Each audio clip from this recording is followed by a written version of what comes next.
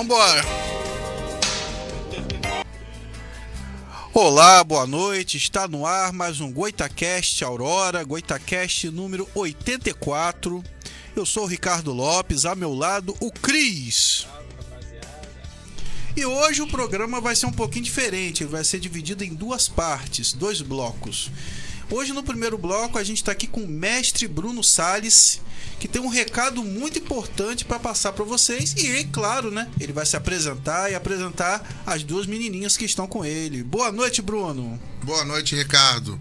Boa noite, senhores telespectadores. Aqui está a nossa Lara, nossa campeã sul-americana, e agora ficou em terceiro lugar no brasileiro, agora que tinha 8 mil inscritos. Então, um campeonato de ponta, um dos maiores campeonatos no Brasil. E ali está a nossa Tayla, estreando em campeonato grande e conseguindo o terceiro lugar dela ali, que está ali a medalha dela. Tayla Coutinho e Lara William. Aí, ó, essas meninas aí, ó, não fica de brincadeira não, meu amigo. A baixinha ali, ó, pequenininha, mas dá trabalho. Bate igual gente grande. O quê? Eu com meus 100 quilos eu não encaro, não. Mas aí eu gostaria de ouvir um pouco as meninas, né, falando da experiência, né? Começar pela Tayla, né? Começar pela mais novinha. E aí, Tayla, como que foi a emoção desse terceiro lugar? Primeiramente, quero agradecer a Deus, também meu professor Bruno e também minha mãe. É a minha primeira vez que eu subo no palco... No palco não, no pódio brasileiro.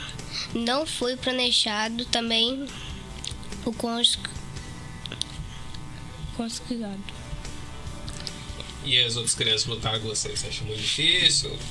Foi fácil? Conseguir a medalha? Um pouco difícil, também um pouco fácil. Não foi tão difícil assim, não. Teve o mestre Bruno, né? O mestre Bruno me aconselhou em tudo. Maneiro.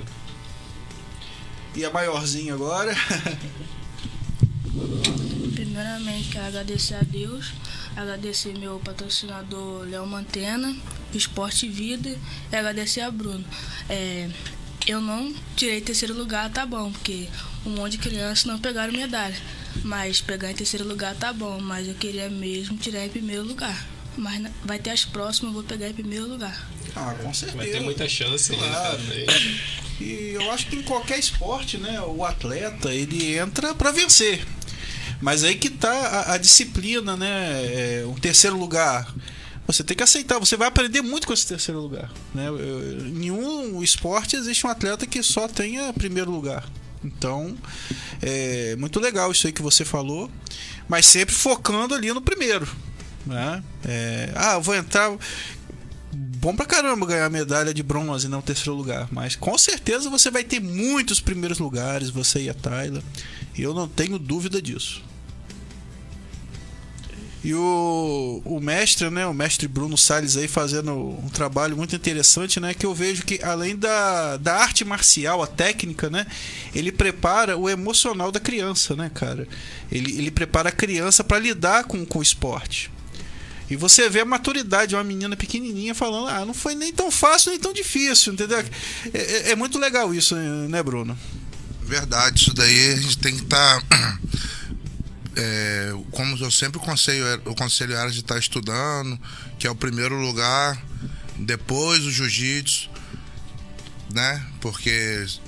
primeiro lugar o estudo, depois o jiu-jitsu, porque se a gente não conseguir nada com o jiu-jitsu, pelo menos a gente estudou. Isso aí. E vai seguir a carreira dela. Isso é muito importante. E isso aí, cara, é muito importante, porque às vezes fica aquela frustração, né? O esporte é complicado no Brasil. Às vezes o cara é bom, a pessoa é boa, mas o incentivo é complicado, é uma concorrência muito grande. E a gente tem que ter aquele plano B. A gente tem que ter aquela outra profissão, aquele refúgio, né, cara? É muito importante isso. Eu aprendi com um diretor de teatro. Ele sempre dizia, né, que o ator que subia no palco e falava: eu só sei fazer isso, eu nasci para ser ator, ele mandava descer. Até porque o ator tem que ser várias coisas, né? O ator tem que ser padre, tem que ser mecânico, tem que ser tudo. Então isso é muito interessante, Bruno, essa questão. Você tem um esporte, mas você tem o seu estudo, você tem uma profissão, você tem a família, você ter de repente uma religião, você ter toda, né, um ciclo, né, para poder cumprir. Hoje mesmo eu trabalhei de pedreiro lá no CT.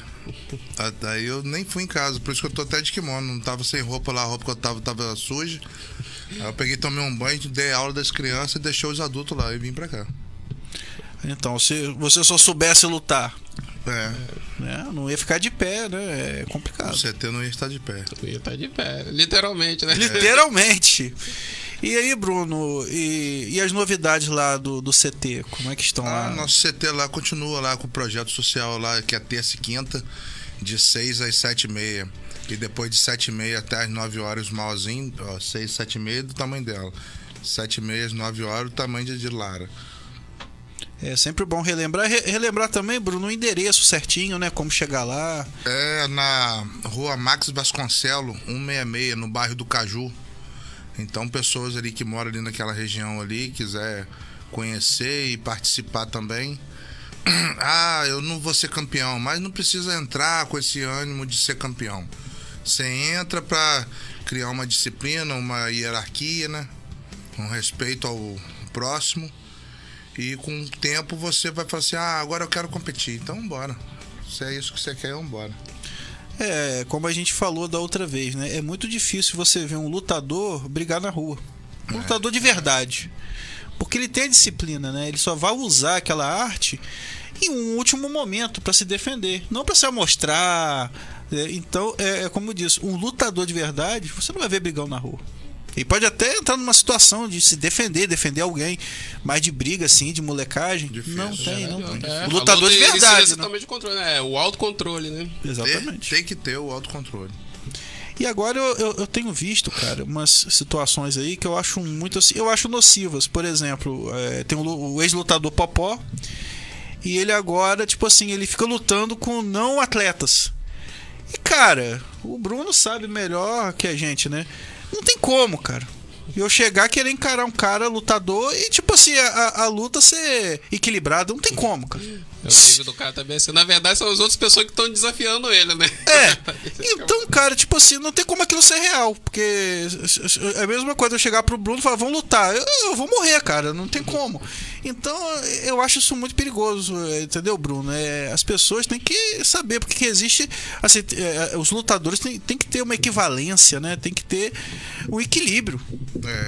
Às vezes também as pessoas que estão de lá de fora pensam que o cara tá velho, que tá morto. Não, o profissional. Pensa que o boi tá morto, vai botar a mão Vamos bagunçar ele. Você é louco, rapaz. Entra pra ver.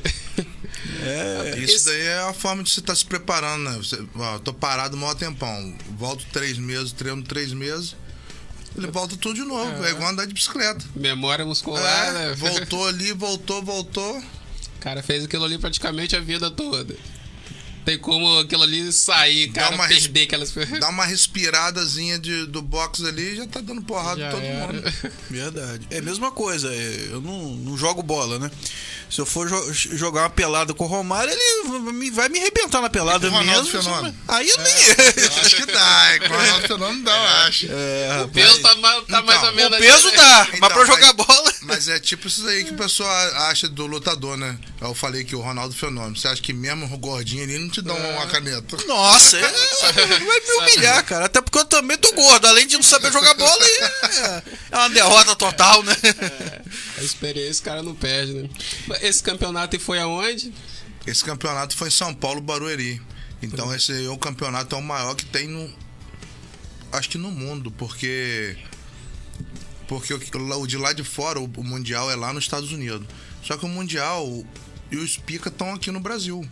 E a galera, nem todo mundo tem dinheiro para ir lá nos Estados Unidos lutar o Mundial. Mas tem dinheiro para ir ali em São Paulo lutar o brasileiro. Que teve 8 mil inscritos. Querendo ou não, o nível também é alto, né? É muito alto. Eu lutei, pô. Só que não é melhor nem falar, né? Eu ganhei a primeira e perdi na segunda, né? Mas perdi pro campeão. E quase consegui ganhar. Tá até um vídeo aqui. Quase encaixei o golpe na mão dele, só que ele não bateu. E depois ele conseguiu me encaixar um golpe e eu bati. É coisa de momento, viu? Aí ele foi o campeão. Depois de mim, ele ganhou mais 3. Cara, duríssimo. Tem dia e dias, hein? É alto nível, alto nível. Mas se fosse época de viagem, como é que funciona a questão de ela? Até comentou questão de patrocínio, Então, conseguir recursos pra viajar. Isso é importante. Ela já vem lutando desde 6 anos de idade, então ela já tem milhares de medalhas já. Então, teve um amigo, o Léo Mantena, do projeto Esporte Vida, que tá apoiando ela aí nas competições dela. Ainda até pensou em já estar apoiando elazinha aí também. Eu queria até agradecer aí o Léo Mantena, do Esporte Vida aí, que tá fazendo um belo trabalho aí em Campos aí com a rapaziada. Obrigado aí, Léo. Pô, maneiro. Agradecer, que é um gesto muito bonito e importante, cara, acreditar na criança e acabar com essa questão no Brasil que só existe futebol. É muito importante olhar para os outros esportes. E, cara, tem muito lutador bom no Brasil, né? Você vê agora aparecendo os surfistas também. Então vamos desfocar um pouquinho do futebol e vamos ver outros esportes também. Investir, patrocinar, porque não é gasto não, cara, é investimento. É investimento. Você está investindo, só está gastando não, muito pelo contrário. Entendeu? O jiu-jitsu virar um esporte aí olímpico aí, ó, a gente tem muita medalha. Mesmo que os americanos estão crescendo também, né? Teve uma categoria lá que foi do americano, que foi o campeão dos faixa preta lá. E antigamente era só Brasil. Brasil. Agora, referência. Então, mas eles estão investindo alto no jiu-jitsu. Estão contratando professores para lá. Assim como Dubai também. Lá tem. A escola lá tem matéria de jiu-jitsu. A matéria deles lá é jiu-jitsu. Você vê como o investimento faz diferença. O Sheik veste o kimono, treina duro também. E dinheiro pra investir não falta pra eles, né? Não. Tem kimono de ouro. Eles gostam, né, do esporte, eu vou investir, mas o investimento pesado, né, cara? Aquele investimento pesado. Faz diferença, né? Lá em Dubai tem mais de 200 professores daqui do Brasil lá. Muito. A origem do jiu-jitsu, qual é, Bruno? Assim, de onde surgiu o jiu-jitsu? O jiu-jitsu surgiu da Índia. Ah, tá. Eu achava que era do Brasil. Porque tem o Royce Gracie, no caso, ele não foi, então, o cara que criou o jiu-jitsu. Não, ele é filho do mestre Hélio Gracie. O mestre Hélio Gracie, o Conde Coma, junto com o mestre Hélio Gracie, trouxeram pro Brasil. Então ele espalhou na área, outro espalhou na outra. Mas só que o mais famoso mesmo foi o mestre Hélio Gracie, que teve vários filhos que se tornaram faixa preta também. Filhos e netos e bisnetos. Então a família cresceu. O sobrenome tem um peso, né? Tem. E o jiu-jitsu no MMA, cara, é a luta fundamental, né, Bruno? É 80% do MMA. Geralmente termina no solo. O cara começa até dando mais. Se não geralmente tiver noção termina nenhuma de chão, o cara Exatamente. Hoje, né, um programa bem assim esportivo. Eu vou falar também de apesar de eu ter falado do futebol, eu vou falar de um campeonato campista de futebol que vai acontecer na sexta-feira, dia 19 de maio, que é a Taça Guarulhos Sub-20 de futebol. Eu vou pedir ao nosso operador para colocar a foto e um áudiozinho aí explicando melhor sobre o campeonato.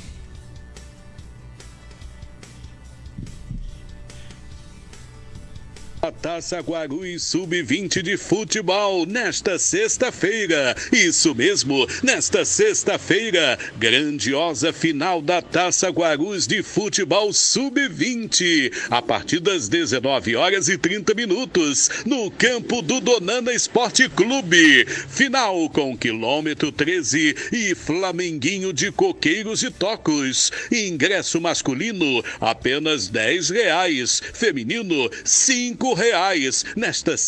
Nesta sexta, a partir das 19h30, no campo do Donana, quilômetro 13, Flamenguinho de Coqueiros e Tocos, fazendo a grande final da Taça Guarulhos de futebol Sub-20. Imperdível, você é nosso convidado. Então, aí foi o aviso, né, do campeonato, a Taça Guarulhos Sub-20 de futebol. E a organização é do meu amigo Serginho Árbitro, entendeu? Aí você que curte futebol, que não é o meu caso, vai ter esse evento aí. O nosso operador tá morrendo de rir ali com isso. Eu falando de futebol é complicado. O cara tá tendo uma crise ali de riso. Mas, mestre, e alguma criança que queira entrar lá no seu CT, quais são assim os pré-requisitos, assim, o que precisa fazer? Então, é só levar a documentação da criança e dos pais, que é a identidade, CPF, comprovante de residência, e da criança ou certidão de nascimento ou RG. Tem que estar na escola. Estudando, E tirando nota boa. Aí depois a gente começa cobrando a nota boa, que é o morde e assopra, né? Começa dá o melzinho, depois dá o fel. Well. De orelha.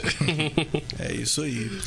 Então eu vou agradecer ao mestre Bruno. Eu aí que queria agradecer aí a Rádio Aurora aí. Obrigado aí por estar mais uma vez. Já tô ficando até... Rapaz, de casa. Nossa. Já tô falando, acho até bem. Tá. Já tô ensinando as crianças as a falar baixinhas também, né? Eu que da próxima vez eu não preciso nem vir, vem ela aí já representando.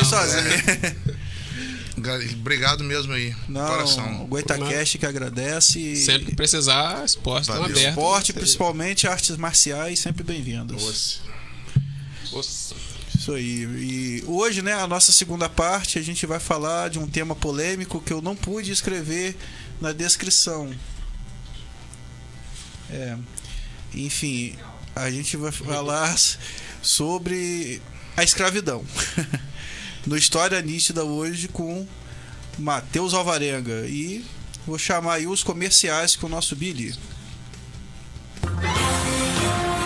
Chega a Campus, um jeito novo de produzir e distribuir informação com um conceito diferente de conduzir os fatos. JornalAurora.com, um portal de jornalismo.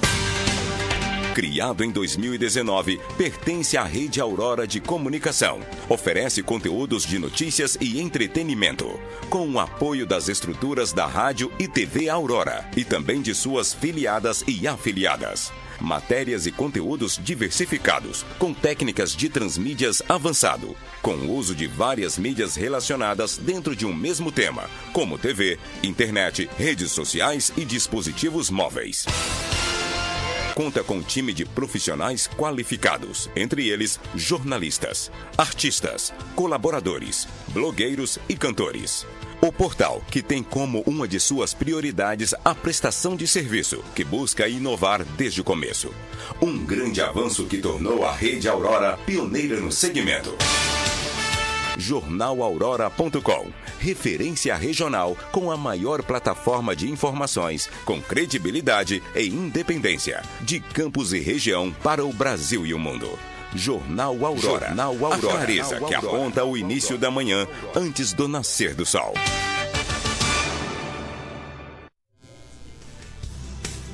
Voltou?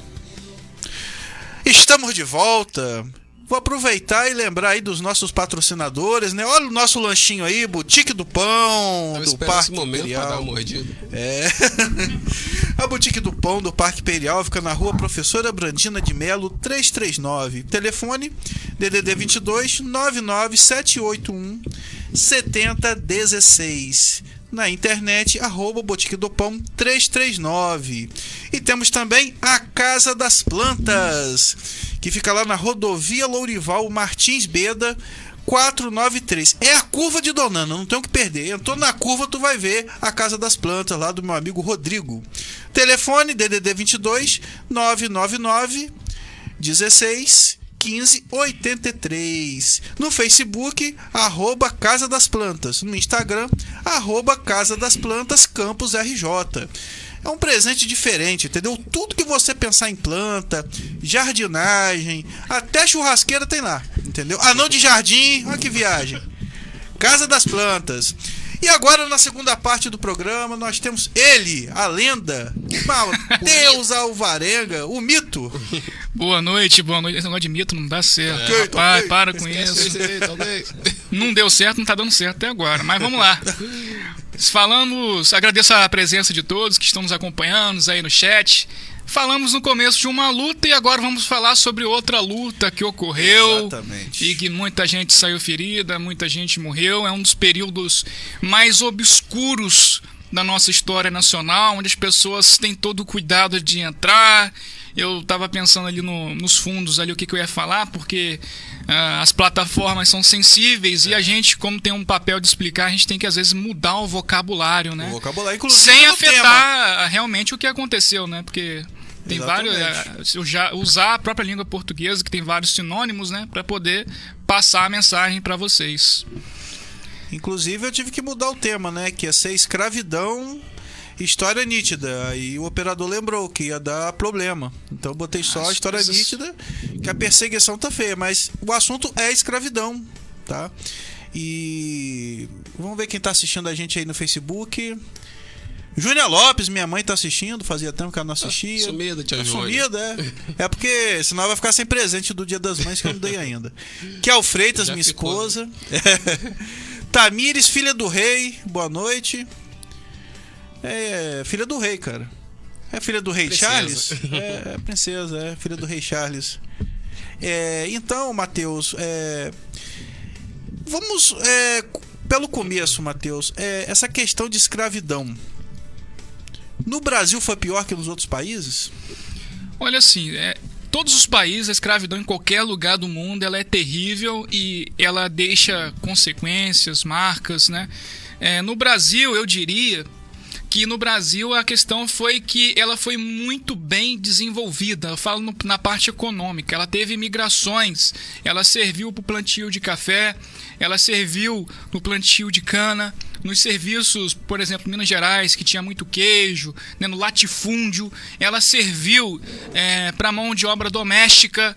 Então, assim, no Brasil, a situação ela se impregnou de uma certa forma e acabou o Brasil totalmente se dependendo dessa mão de obra. Isso passou para o Brasil colonial, passou para o Brasil imperial e ficou por muito tempo sustentando a economia nacional.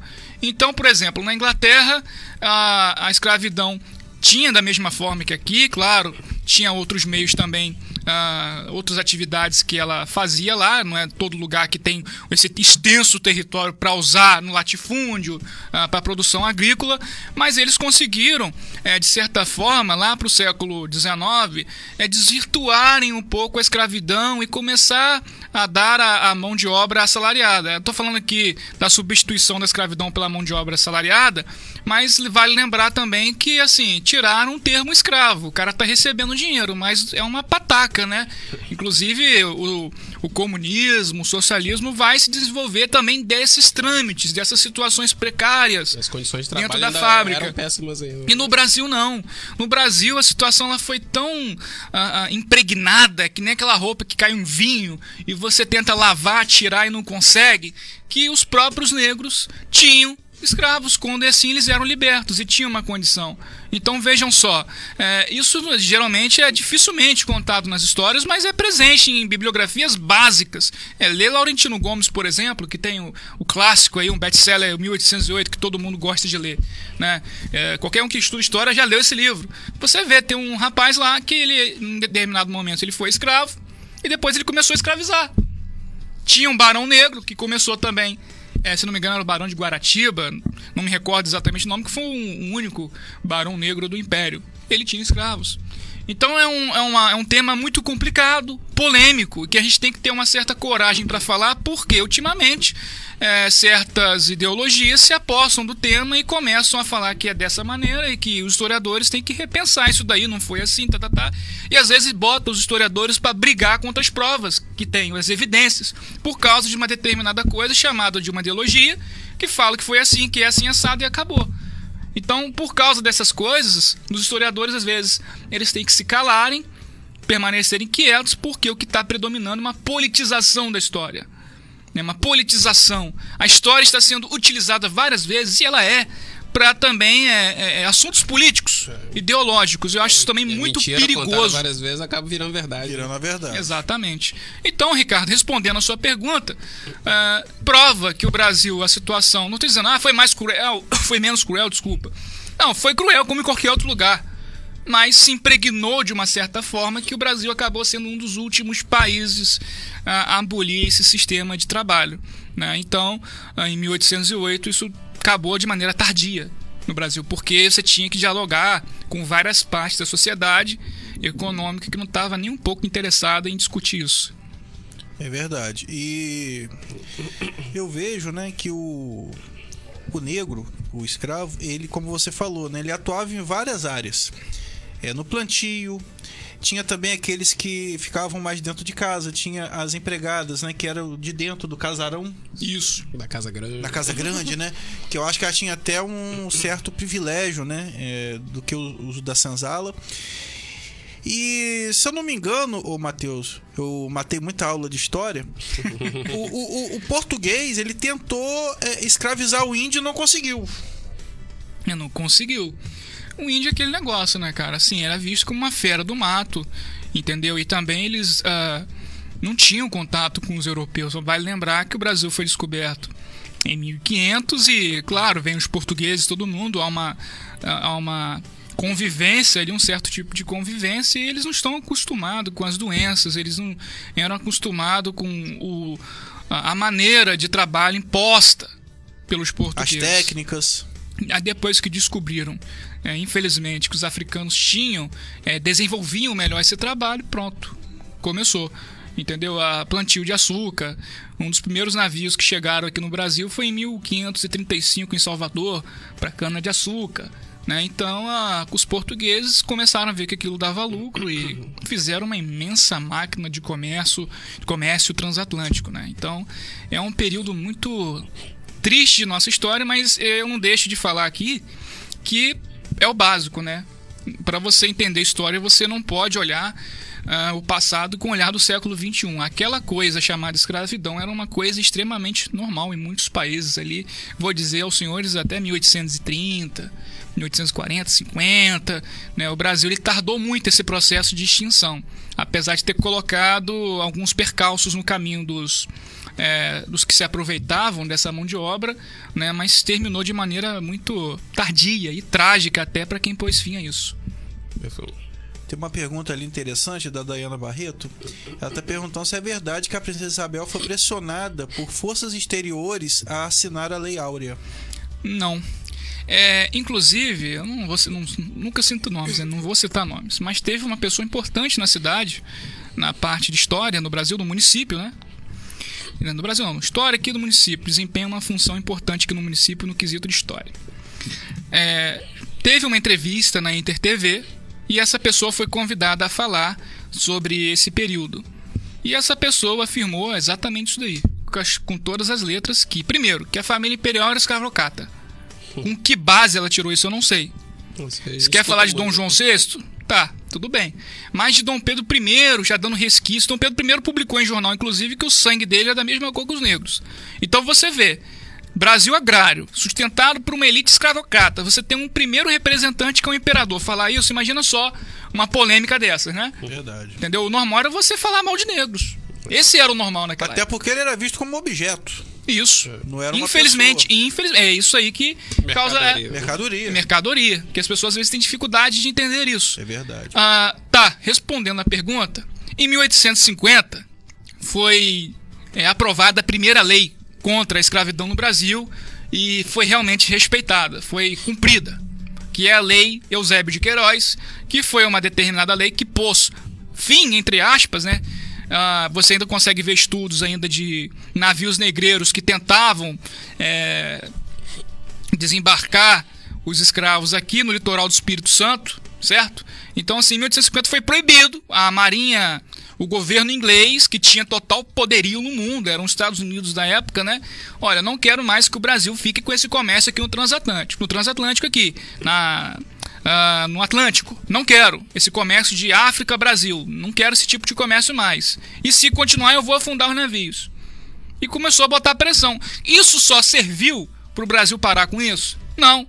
Foi necessário a Royal Navy, a Marinha Britânica, se aproximar dos portos brasileiros e apontar os seus canhões para o Império do Brasil. Olha, ou vocês parem com isso ou a gente vai acabar com vocês. Isso realmente aconteceu. Houve uma tensão muito forte Então isso se configura o quê? Uma pressão.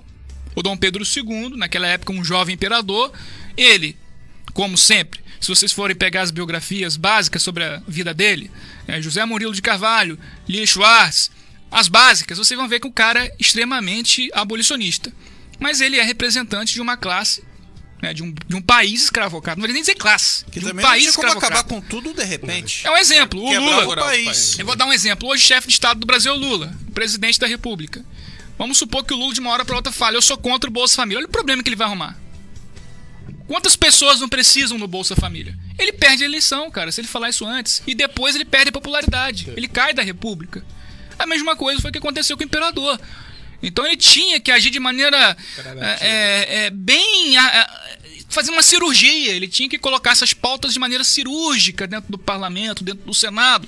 Como eu sempre lembrei, eu lembro até hoje. Não é porque era um imperador que o Brasil era uma monarquia absolutista. O Brasil ele sempre foi uma monarquia constitucional. Então, se você tem uma monarquia constitucional, você tem as instituições, você tem declarações de direitos. Apesar da Constituição do Império ser em 1824, havia declarações de direito nela. Direito à propriedade, direito à liberdade de imprensa, direito de ir e vir. Isso você tinha na Constituição. Então você não pode falar que o Brasil era um país absolutista. E se o imperador fizesse o que ele quisesse, ele caía. Porque ele estaria descumprindo aquilo que seguraria o reinado dele, que é a Constituição. Não é à toa que o Dom Pedro II falava que, olha, meu livro de cabeceira é a Constituição do Brasil. Ele tinha que seguir aquilo. Agora, respondendo diretamente essa pergunta, não. A princesa Isabel não foi pressionada pela Inglaterra. Isso aconteceu em quê? Em 1850 com o pai dela, com Dom Pedro II. Em questões de influência, os Estados Unidos estavam mais influentes e poderosos naquela época do que a própria Inglaterra, que entrou numa espécie de decadência.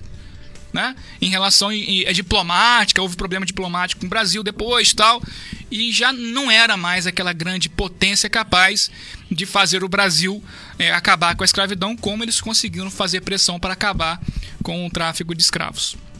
E é importante lembrar, né, Matheus, que vieram leis, assim, antes da Lei Áurea, né? Isso. Teve a lei, assim, que o escravo, depois de 60 anos, não podia ser mais escravo. Lei dos sexagenários. O ventre livre. Ventre livre. Então, de alguma forma, né, isso já foi ensaiando para uma Lei Áurea. Sim.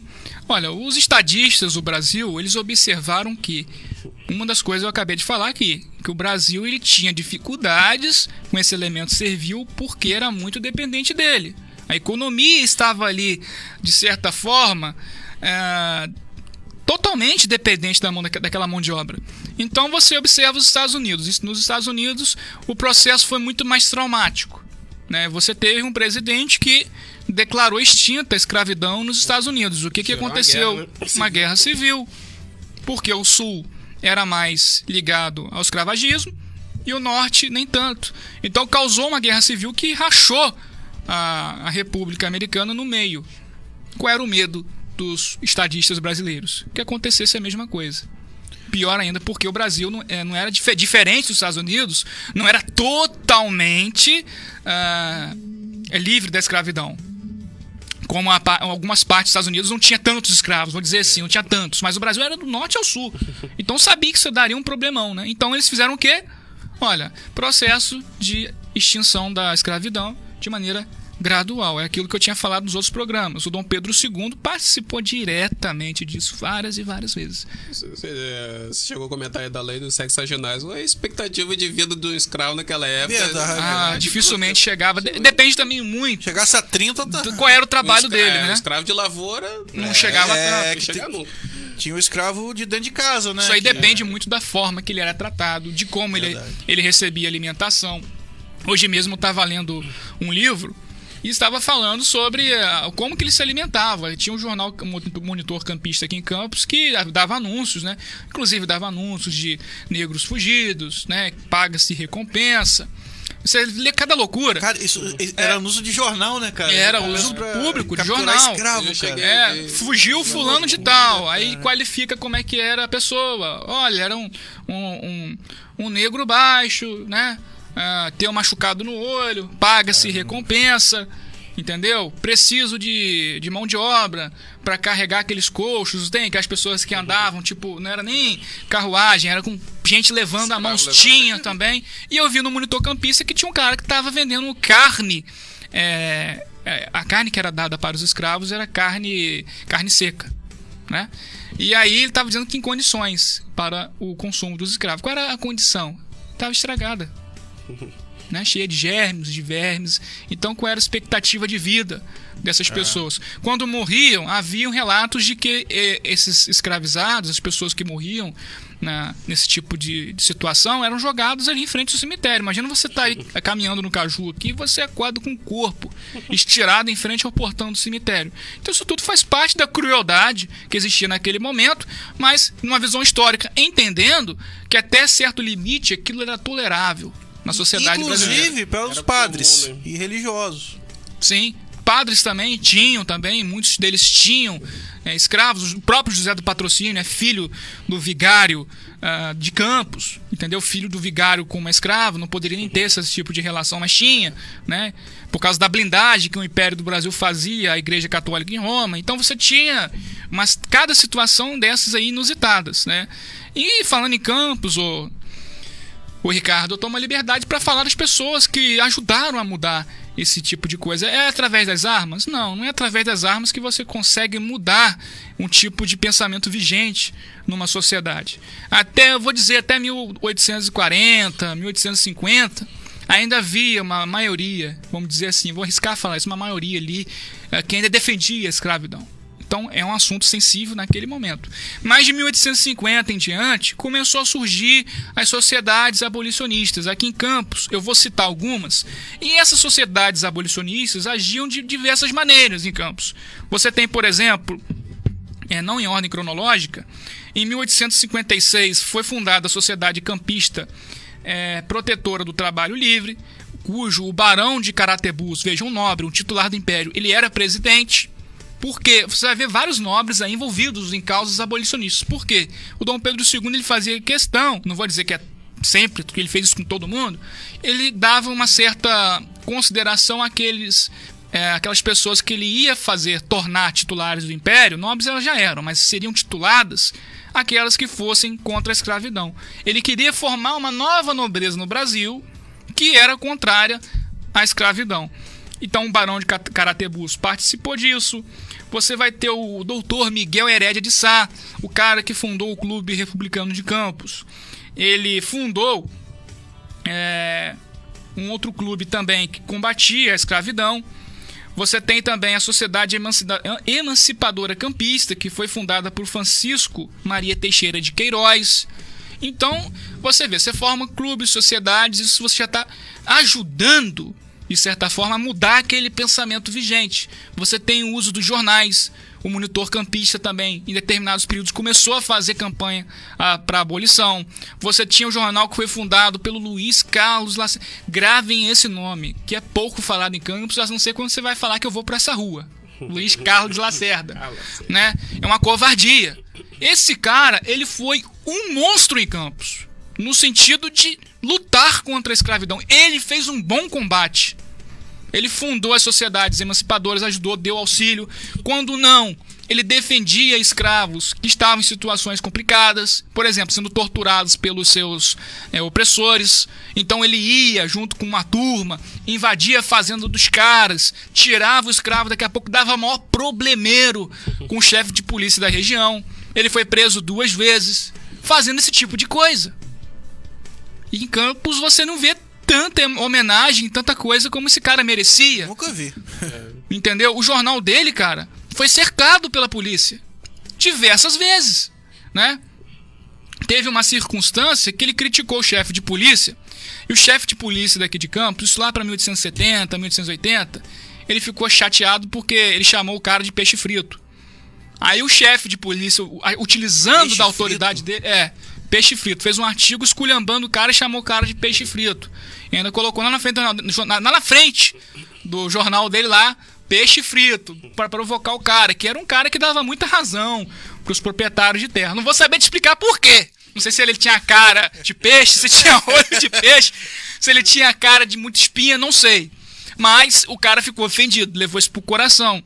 Então ele invadiu a redação desse jornal, tacou a pancada lá dentro, não tinha ninguém, mas quebrou tudo. Lá dentro tinha muitos grilhões dentro desse jornal. Por que tinham grilhões, tinham gemas, tinha máscaras? Porque os escravos eles eram levados para esse jornal e eram escondidos lá dentro. Entendeu? Ali era um lugar de triagem. Ele pegava esses escravos fugidos, colocava ali dentro e depois, despistava pro Ceará. Pro Ceará a escravidão acabou mais cedo lá. Para outros lugares que esses escravos não correriam tanto risco. E não achou esse cara. Ele ficou revoltado, ele deu a volta na rua, foi do outro lado, na casa dos amigos do Carlos Lacerda, desceu a pancada lá, entendeu? Prendeu gente, teve tiroteio. Inclusive, o Carlos Lacerda ele tinha tanto apoio da população nesse período de 1880 que existia um teatro que antecede ao Trianon, que agora esqueci exatamente, acho que é Imperio, o nome desse teatro, um teatro antiguíssimo daqui de Campos, nem existe mais. E quando ele ia discursar nesses teatros contra a escravidão, a população ia. Então isso já começou a ter problema com o chefe de polícia da região. Fora que havia um camarada, um tal de Francisco, que tinha uma barba ruiva. Esse cara detestava o Carlos Lacerda e tentou matar ele diversas vezes. Todas as vezes que ele tentou matar o Carlos Lacerda deu algum problema. A polícia, em um determinado comício desse, a polícia foi na porta do jornal e não deixou ninguém entrar. E o Carlos Lacerda ficou lá em cima. Ele falou, pois não, se eu não posso discursar aqui, eu vou lá para minha casa. Aí ele foi para a casa dele, tinha uma rua chamada Rua Direita, aqui em Campos. As ruas trocaram de nomes, então vai ficar até difícil explicar. Mas ruas como hoje Barão de Miracema, essas ruas famosas aqui de Campos, esses casebres que tinham. Ele foi até a casa dele e começou a discursar. Quando a polícia chegou de cavalaria e começou descendo a pancada em todo mundo. Aí, o livro que eu acabei lendo, que eu posso falar depois qual é, que é de um memorialista aqui campista, ele acabou dizendo o seguinte, que a população arrancou aqueles paralelepípedos que ainda existe em algumas ruas de Campos que não tem saneamento básico, infelizmente, e começou uma verdadeira guerra de praça. Caramba, em Campos. Uma pancadaria generalizada com 2 feridos, um inclusive tomou um tiro na cabeça e sobreviveu. Houveram, gente, mártires em Campos que morreram por trazer esse tema, trazer essa discussão a Campos dos Goytacazes, né? Então, tem gente que fala, mas a escravidão acabou por pressão. Cara, houve pressão sim. Pressão popular houve em determinado momento. Por quê? Você tem ali apregoado nos jornais todos os dias a escravidão como elemento anticristão, como elemento ruim, nocivo. Isso foi mudando a cabeça das pessoas. Como hoje algumas mídias têm o poder de mudar a cabeça das pessoas, antigamente eram jornais, eram os discursos, eram as peças teatrais. Entendeu? E aí, quando teve o fim da escravidão em Campos decretado, cara, ficou todo mundo na expectativa, porque a notícia chegava por telégrafo. Né? Porque 1888, mas tudo era mais lento. Sim, tudo era mais lento. Aí fala, não, esse projeto ele passou fácil. Não passou fácil. O projeto ele foi dado entrada na Câmara dos Deputados no dia 8, lá no Rio de Janeiro, que era chamada Corte, né? Onde ficava o imperador, os políticos tal, que representavam o Brasil, era Brasília da época. E aí houve discussão com a bancada rural. Não vamos libertar os escravos. E vocês vão me dar o quê? O que vocês vão dar pra gente? Não pode. Isso tem que ser feito de maneira gradual. Aí começaram a discutir a emancipação lá para 1910, querendo arrastar ainda a escravidão. Só que como existia, eu já falei em outros programas, sobre o poder moderador, que era um poder régio, poder do imperador. O imperador estava, eu falei em um certo programa, que ele estava quase morrendo, estava muito mal na Itália, e quem ficou aqui no Brasil fazendo a regência, na vacância dele, foi a princesa Isabel. A princesa Isabel, sempre quando ela assumiu a regência na falta do pai dela, ela fez passar a lei dos sexagenários, ela fez passar a lei do ventre livre, e por último ela fez passar com muita dificuldade a lei áurea. Por quê? Executivo que funcionava. Sim, né? tinha o primeiro-ministro. O primeiro-ministro, quando não quis tocar no assunto, era retirado. Era o Barão de Cotegipe, que era um escravocrata que apoiava até inclusive um cara, chefe de polícia aqui em Campos, que dava pancada na turma, batia na turma que falava sobre isso, né? Então, ela fazia o quê? Demitia esse primeiro-ministro e colocava outro que pudesse dar sequência a esse assunto. E isso aconteceu, né? Foi colocado um rapaz chamado Alfredo como primeiro-ministro do Império, e ele fez correr nas casas democráticas a proposta. Muita discussão, blá blá blá pra lá, blá blá blá pra cá. A população ela ia até esses locais de votação. Cara, no Rio de Janeiro, Você tá ali, qualquer coisa com um político, você é capaz de se esbarrar com um político naquela época na rua. Era Brasília, entendeu? né? Era mais assim, Brasília é muito grande, mas o Rio era meio pequeno, aquele miolinho. Você podia estar passando, almoçando, fumando charuto, e passava um chefe de gabinete do seu lado, passava o imperador com a carruagem do seu lado. Dele ali, cara a cara. Então, a população ela ia até esses ambientes e, ó, vocês vão passar isso daí, diferentemente de hoje, que a gente não tá nem aí, né? Mas vocês vão passar isso daí que o pau vai quebrar aqui fora. E aí, passou. Campos estava esperando, estava como se fosse esperando o Réveillon. Quando chegou o telégrafo, afirmando que está extinta a escravidão no Brasil, claro, foi uma festa que eu vou te dizer uma coisa. Eu lendo... Uma pergunta ali, porque os escravos ficaram muito sem importante nem beira após a abolição. E a pergunta que eu ia fazer, ela passou na minha frente. Sim, por quê? A escravidão ela foi oficialmente encerrada no Brasil quando? Em 13 de maio de 1888. Né? O Alfredo, que foi o primeiro-ministro, que fez passar essa lei no Congresso e depois foi para o Senado, rodou, ele saiu. Quem entrou no seu lugar foi o Visconde de Ouro Preto. Foi inclusive o último ministro do Império, primeiro-ministro. Passando o Visconde de Ouro Preto, vamos lá, maio, né? Junho, julho, agosto, setembro, outubro, novembro, dezembro de 1888. Então aqui já tem 7 meses, terminou o ano com 7 meses de emancipação. Aí vai indo. Chegando a novembro, vai dar um pouco mais de um ano. O Império caiu. O gabinete que iria fazer, talvez, mudar algumas coisas importantes no Brasil, até mesmo implementar o Código Civil Brasileiro, seria colocado ainda no Império do Brasil. Mas o que aconteceu com o Império do Brasil em 15 de novembro de 1889? Ele caiu. Caiu. O golpe. Por que o Império caiu? Perdeu o sustentáculo. Que era quem? Que eram os grandes fazendeiros, latifundiários, agricultores. Eles já estavam pé da vida com o Império, com Dom Pedro II em particular, poxa, já estava há muito tempo, né? Mas assim, deixava passar. Mas com esse fim, daquela maneira, sem dar nada em troca para os caras que tinham os escravos, por exemplo, tinha gente que tinha 300 em mão de obra, aí de uma hora para outra vem uma lei que manda os caras embora, como é que fica meu negócio? Eu tenho que ver as sacas de café, quem vai fazer isso para mim? Né? Então eles derrubaram o Império e nunca mais a República, vou dizer assim, por muito tempo nem tocava no assunto de escravidão, os caras ficavam na rua.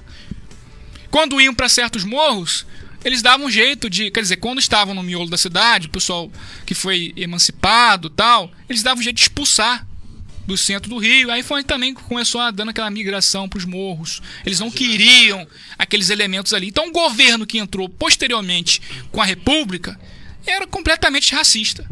Posso dizer com todas as letras. Não estou dizendo que o Marechal Deodoro, que fez a República, que ele era um cara que tinha escravo. Não, tô falando isso não. Ele era abolicionista. Mas o cara ele tinha que fazer o que quem estava por trás dele mandava. Quem mandava era quem? Acabei de falar. Não é à toa que o governo dos militares durou 4 anos. Depois disso ficou por mais de até Vargas chegar. Foi de 1894 até 1930 com os fazendeiros ditando ordens no Brasil. O presidente ele era um capacho. E tem a questão também, né, que os escravos, assim que libertos, eles não conseguiam trabalhar e eles eram presos por vadiagem.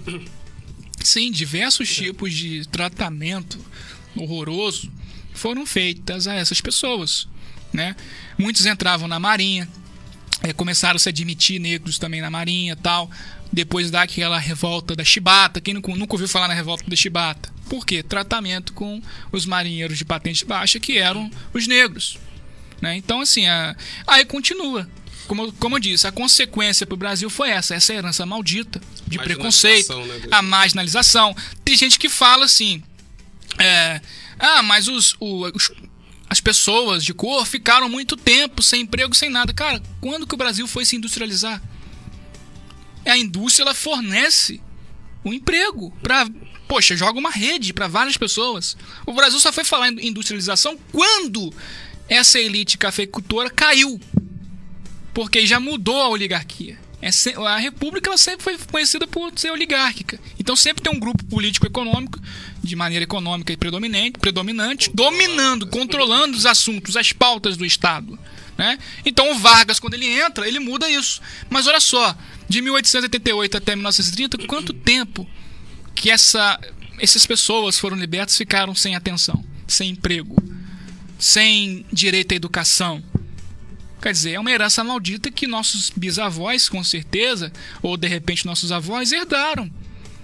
Né? Então é uma situação muito complicada. É uma herança maldita do Brasil. O Vargas eu considero um dos presidentes principais, né, da história. Mas porque ele promoveu grandes reformas, né? Ele mudou esse modo de pensar econômico. O Brasil só café.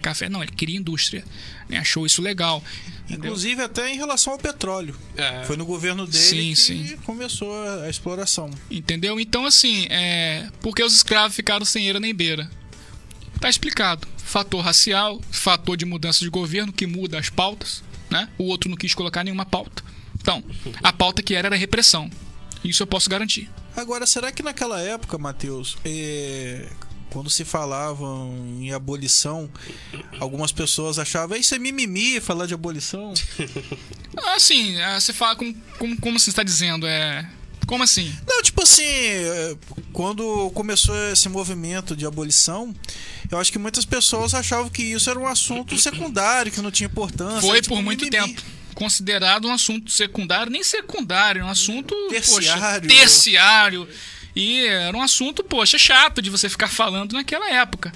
Eu falo, né? De repente, até 1850, as pessoas não queriam ouvir isso, não. Visto, né? Era como se fosse... Era um cara mal visto, como eu estou te dizendo. Houveram diversas tentativas para matar o Luiz Carlos Lacerda. Inclusive, ele faleceu em 1897, se não me falha a memória. O que aconteceu com esse Luiz Carlos Lacerda? Uma determinada vez ele foi preso.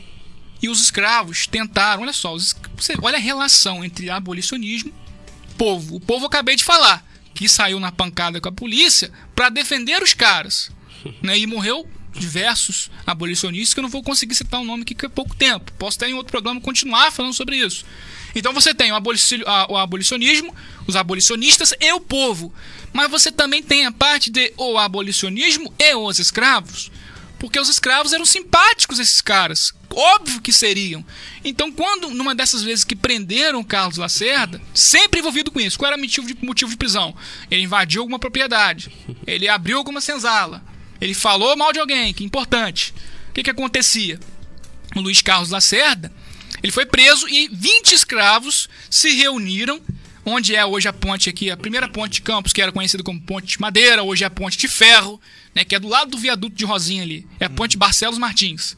Eles estavam ali conspirando em tirar o Luiz Carlos Lacerda da cadeia. Só para finalizar, para tirar o Luiz Carlos Lacerda da cadeia. Só que a polícia chegou antes, descobriu, desceu a pancada neles, 7 foram presos e os outros fugiram. Desses 2, acabaram ficando muito tempo na cadeia, presos, e o Luiz Carlos Lacerda foi solto. Porque ele tinha muito conhecimento com grandes advogados. E ele ficou triste porque esses 2 caras ficaram presos lá.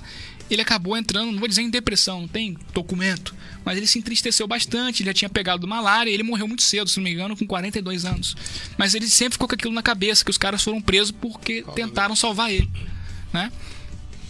E é isso, infelizmente hoje o tempo voou, né? A gente teve mais um convidado. Pouco tempo é muita história. Não estava muito previsto, mas eu acho que é um assunto, Matheus, que a gente pode até continuar em outra participação. No próximo, pode ser. Né? Vamos que tem muito que falar ainda. Vou agradecer aí ao Matheus, né? Por essa aula, né, cara? Sempre aí com a nossa História Nítida. É um programa, assim, muito importante, porque a gente na escola aprende muito errado a história.